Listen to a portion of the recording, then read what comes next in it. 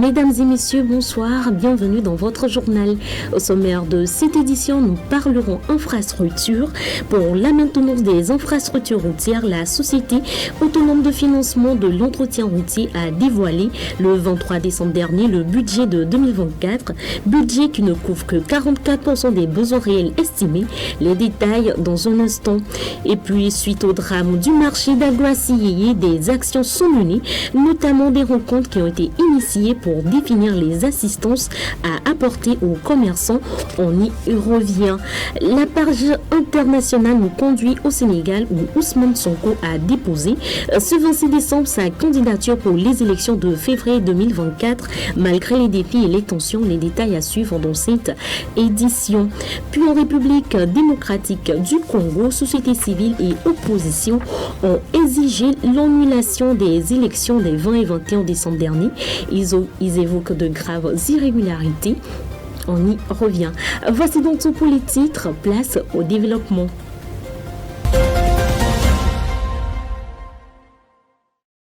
Bienvenue à tous. La Société autonome de financement de l'entretien routier s'apprête à allouer 23,5 milliards de francs CFA dans l'accomplissement de ses missions en 2024, ne couvrant ainsi que 44% du budget effectif. Les détails dans ce reportage. En 2024, la Société autonome de financement de l'entretien routier SAFER envisage d'allouer 23,5 milliards de francs CFA pour la maintenance des infrastructures routières au Togo. Ce budget, qui ne couvre que 44% des besoins réels estimés à 53,27 milliards de francs CFA, a été dévoilé le 23 décembre dernier à Lomé par les dirigeants de la société au ministère des Travaux publics et des Transports. Face aux difficultés annuelles rencontrées par l'organisme responsable de l'entretien des routes pour mobiliser les fonds nécessaires à la couverture du réseau routier national, la ministre des Travaux publics a préconisé l'élaboration et la mise en place de réformes. Elle a également souligné l'importance des réformes capables de fournir aux structures de maintenance routière des ressources durables leur permettant d'accomplir efficacement leur mission. Ainsi, Zouréatou Kassa Traoré, la ministre en charge des travaux publics,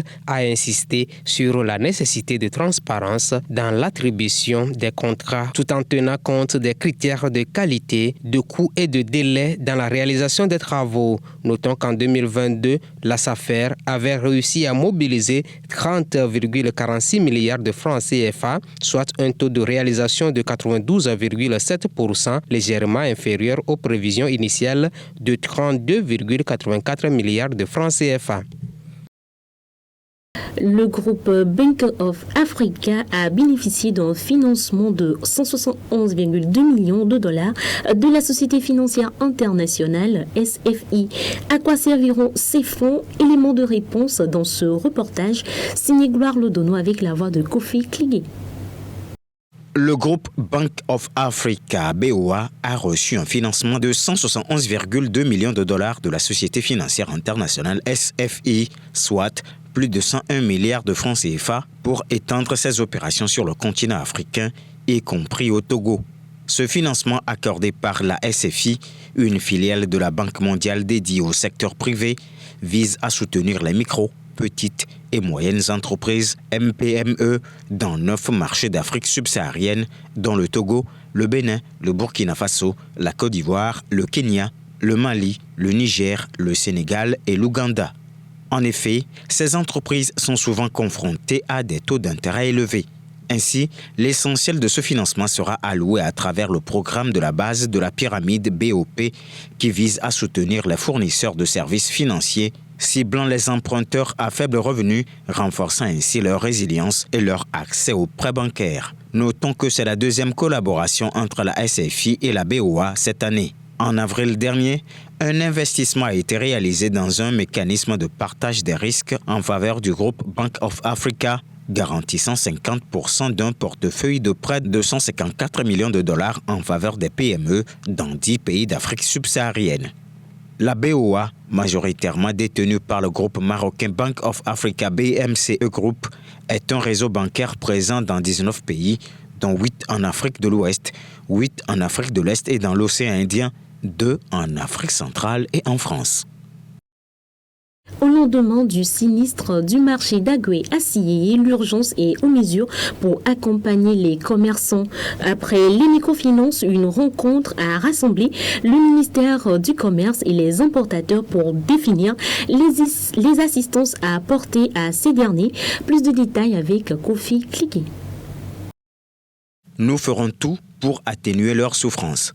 C'est la promesse que le groupement des importateurs et exportateurs libéraux ont faite aux commerçants sinistrés du marché d'Agué à Siyeye.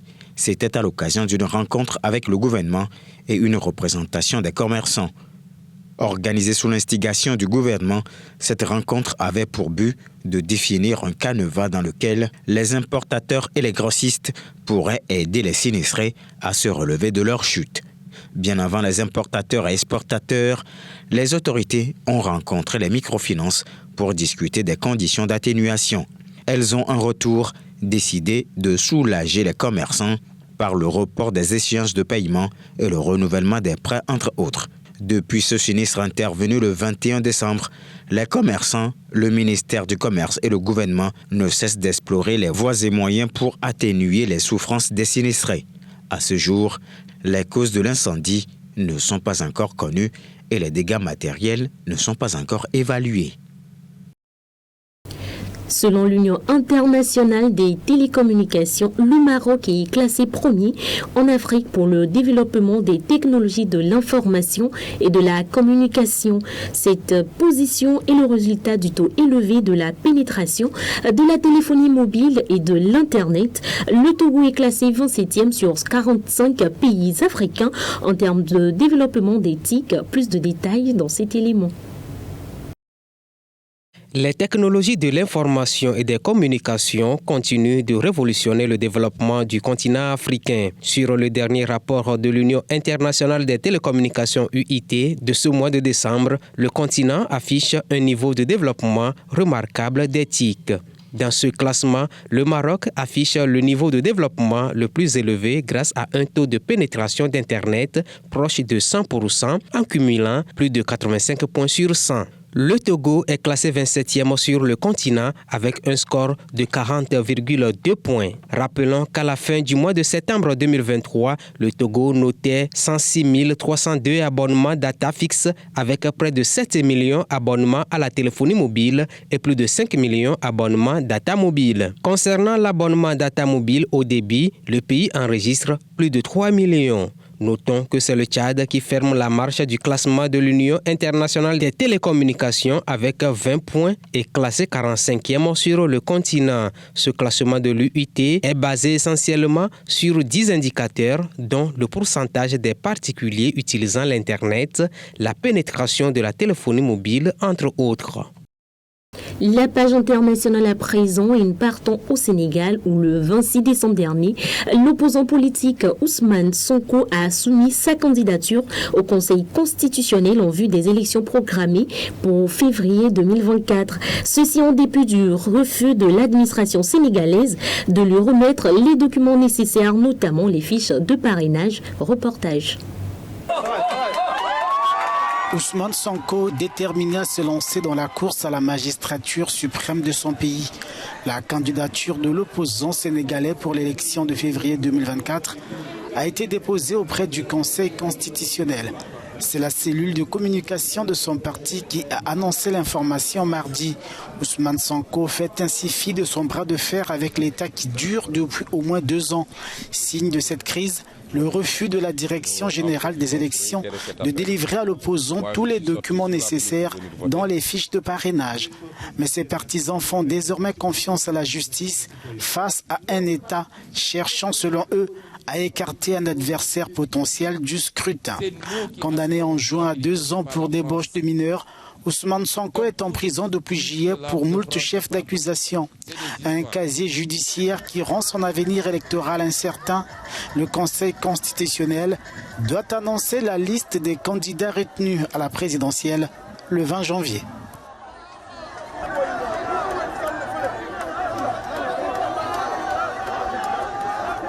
Entre le samedi 23 et le lundi 25 décembre, au centre du Nigeria, des groupes armés ont ouvert le feu sur des villageois, faisant au moins 160 morts. Pas moins de 20 villages ont été attaqués.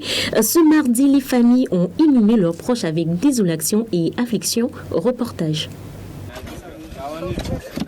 Des fosses communes dans le village de Mayanga, circonscription de Bokos au Nigeria. Les familles enterrent leurs proches, tués entre samedi et lundi par des hommes armés appelés bandits. La consternation. There are many people that were killed, slaughtered. Les gens ont été tués, abattus comme des animaux, de sang-froid. Certains étaient dans leur maison. Some were even outside. Today, aujourd'hui, nous en avons enterré environ 150 dans toute la zone. 150 all over in the zone, and they came to attack. Ils sont venus les attaquer, les tuer, incendier des églises, des maisons, et les gens n'y peuvent rien. Houses were burned, and the people are helpless. Des groupes armés ont ouvert le feu sur des villageois, faisant au moins 160 morts au cours d'une série d'attaques de Bokos à Barkin Ladi, dans le centre du Nigeria. Je pensais que nous avions réussi à nous comprendre, que nous avions obtenu la paix sur le plateau, que nous avions commencé à nous féliciter. Mais l'œuvre du diable qui s'est produite à la veille de Noël ne s'explique pas, car elle n'est pas provoquée. Personne ici n'y a touché, personne. Personne ici n'a transporté des vaches de qui que ce soit. Et pourtant, jusqu'à 4 heures du matin, il y a eu 36 appels différents.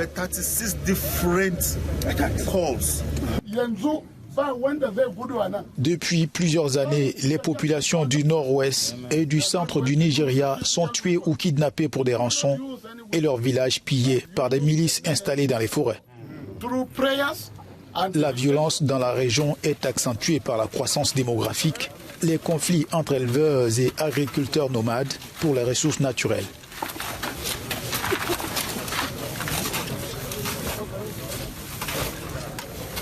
Notons également que Caleb Moutfouang, le gouverneur de l'État du Plateau, a critiqué la stratégie des agences de sécurité, la qualifiant de purement défensive plutôt que la mise en place de mesures préventives qui auraient pu éviter de telles attaques. De son côté, le commandant de l'armée nigériane, Abdul Salam Aboubakar, a affirmé traquer les coupables, déclarant, je cite, « Nous ne serons pas tranquilles tant que les responsables de ces actes ignobles ne seront pas traduits en justice. Des enquêtes immédiates seront menées en collaboration avec d'autres agences de sécurité. » Fin de citation. Et puis, toute autre actualité en République démocratique du Congo, des représentants d'organisations de la société civile et d'autres candidats à la présidentielle ont appelé à l'annulation des élections des 20 et 21 décembre dernier. Bien que l'opposition ait programmé des manifestations à cet égard, le gouvernement a mis une interdiction à leur encontre. Découvrons plus tôt. Des appels à l'annulation des élections générales en République démocratique du Congo. Réunis en conférence de presse à Kinshasa, des représentants d'une douzaine d'organisations de la société civile et d'autres candidats à la présidentielle ont exigé mardi l'annulation des élections. Ils évoquent de graves irrégularités constatées lors du scrutin des 20 et 21 décembre dernier. Est-ce que vous allez vous joindre à cette manifestation? La Commission électorale nationale indépendante a rajouté au moins 5 jours de vote supplémentaires en violation intentionnelle de l'article 52 de la loi électorale dans l'objectif de favoriser une fraude généralisée en profitant de la nuit pour bourrer les urnes en faveur d'un candidat à l'élection présidentielle. Les camps des opposants Martin Fayoulou, candidat malheureux à l'élection de 2018, et Denis Mukwege, prix Nobel de la paix, s'étaient déjà prononcés. Ils sont désormais rejoints par l'ancien gouverneur du Katanga, Moïse Katumbi. Nous rejetons ces résultats parce que, issus d'un processus de fraude tellement organisé que c'est un mépris pour l'expression du peuple souverain. Raison pour laquelle, en cohérence avec ce que nous avons émis comme position, nous nous joignons à l'initiative de ces jours. Des résultats partiels diffusés par la commission électorale placent le président sortant Félix Tshisekedi en tête avec plus de 77% des 4,4 millions de voix comptabilisées. Toujours en RDC, en dépit de l'interdiction, l'opposition a maintenu son appel à manifester contre le processus électoral, mais les forces de l'ordre ont empêché tout rassemblement. Et notons que selon les résultats partiels des élections, le président sortant Félix Tshisekedi domine avec 79% des voix, suivi de Moïse Katumbi à 14% et Martin Fayulu à 4%. Les autres candidats n'ont pas franchi la barre des 1% de suffrage. L'opposition a qualifié le processus électoral de chaos total, dénonçant des irrégularités depuis le 20 décembre. Des tensions sont redoutées à l'annonce du vainqueur de l'élection présidentielle, malgré les assurances du gouvernement quant à la prise des mesures pour maintenir la paix. Et puis, au Burundi, ce mois-ci, Katumba était le site d'une attaque meurtrière causant une dizaine de décès. Attaque revendiquée par le groupe rebelle Red Tabara. Et ce mardi, le pays a rendu hommage aux victimes. Regardons plutôt. Dans ces cercueils exposés sur le parvis de la cathédrale de Butomba se trouvent des corps des victimes de l'attaque perpétrée le 22 décembre dans la localité de Viguizo, à 20 km de Bujumbura au Burundi. Attaque revendiquée par le groupe armé Red Tabara. L'inhumation des victimes, 19 selon le bilan officiel, a eu lieu ce mardi sur fond de larmes et pleurs. La réponse à tout conflit n'est pas de verser le sang ou de prendre les âmes, mais plutôt de privilégier la voie du dialogue.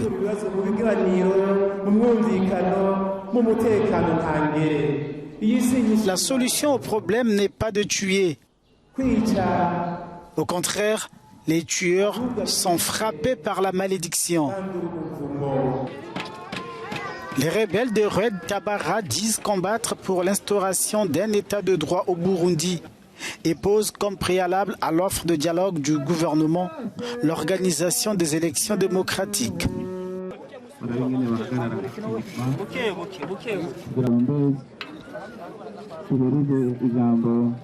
Depuis des semaines, des dizaines de détenteurs de cartes d'identité et de passeports égyptiens sont bloqués au sud de la bande de Gaza. Ces derniers essaient de fuir l'enclave palestinienne sans succès jusqu'à présent.